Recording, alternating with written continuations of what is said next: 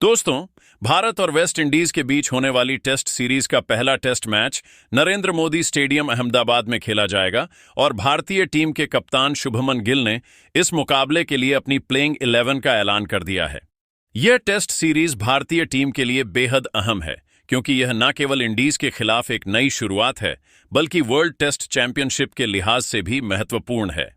शुभमन गिल ने अपनी रणनीति को और मजबूत करते हुए एक ऐसी प्लेइंग 11 चुनी है जो अनुभव और युवा खिलाड़ियों से भरपूर है। इस प्लेइंग 11 में कुछ ऐसे खिलाड़ियों को मौका दिया गया है जो अपनी प्रतिभा से इंडीज की बल्लेबाजी और गेंदबाजी को चुनौती दे सकते हैं। तो चलिए दोस्तों, हम आपको कप्तान शुभमन गिल द्वारा घोषित इस प्लेइंग 11 के बारे में विस्तार से बताते हैं। लेकिन उससे पहले आपको क्या लगता है, क्या भारतीय टीम इस पहले टेस्ट में वेस्ट इंडीज को मात दे पाएगी या नहीं? अपनी राय हमें कमेंट में जरूर बताइए। नरेंद्र मोदी स्टेडियम की पिच हमेशा से बल्लेबाजी और गेंदबाजी दोनों के लिए संतुलित रही है। इस मैदान पर शुरुआती दिन तेज गेंदबाजों को मदद मिलती है, जबकि बाद में स्पिनरों का दबदबा बढ़ता है। शुभमन गिल ने इसी बात को ध्यान में रखते हुए अपनी प्लेइंग 11 का चयन किया है।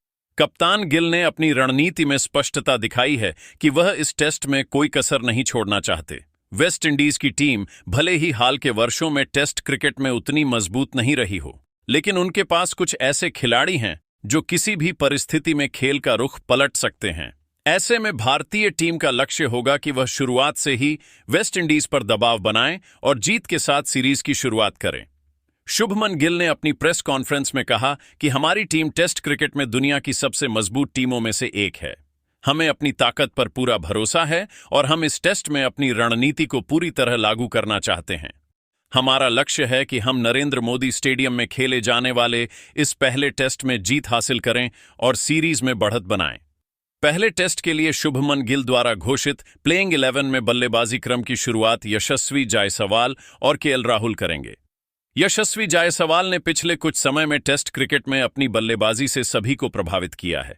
उनकी आक्रामक और तकनीकी रूप से मजबूत बल्लेबाजी भारतीय पारी को एक ठोस शुरुआत देने में सक्षम है। यशस्वी ने हाल के टेस्ट मैचों में अपनी क्षमता दिखाई है। खासकर उनकी शतकीय पारियां और तेजी से रन बनाने की काबिलियत ने उन्हें एक भरोसेमंद ओपनर बनाया है।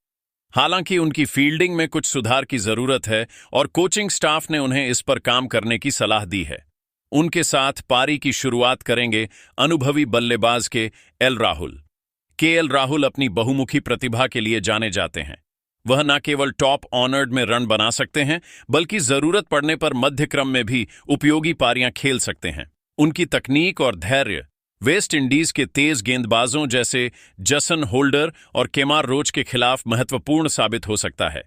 केएल राहुल की स्थिरता और अनुभव भारतीय बल्लेबाजी को एक मजबूत आधार प्रदान करेंगे। तीसरे नंबर पर कप्तान शुभमन गिल खुद बल्लेबाजी करेंगे। गिल ने अपनी कप्तानी और बल्लेबाजी दोनों से पिछले कुछ समय में सभी को प्रभावित किया है। उनकी शानदार तकनीक और आक्रामक रवैया उन्हें एक खतरनाक बल्लेबाज बनाता है।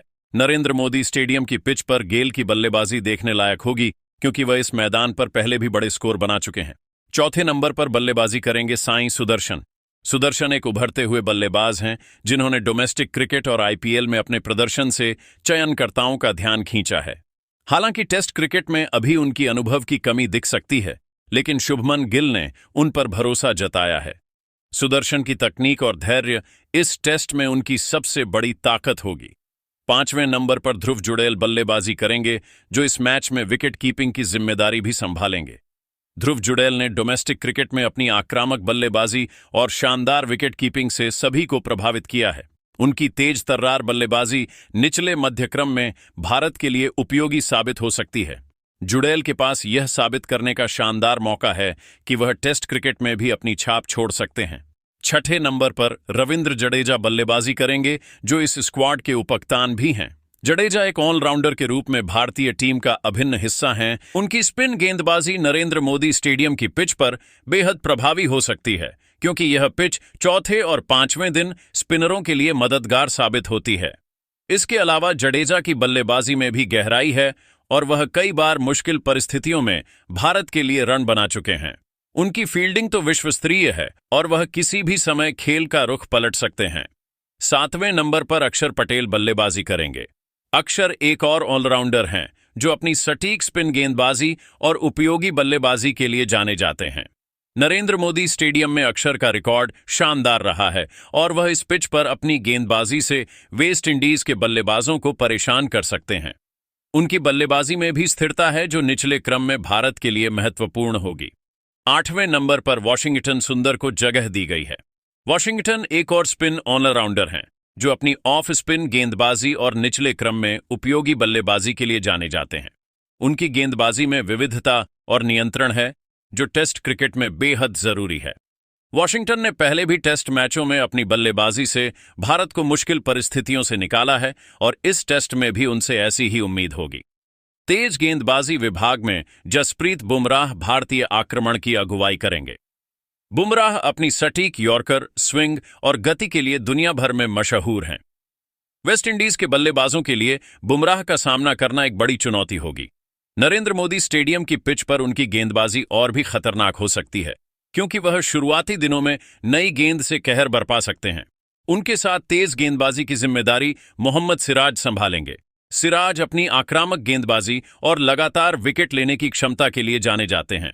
उनकी गति और उछाल इंडीज के बल्लेबाजों को परेशान कर सकती है। प्लेइंग 11 में आखिरी नाम है कुलदीप यादव का।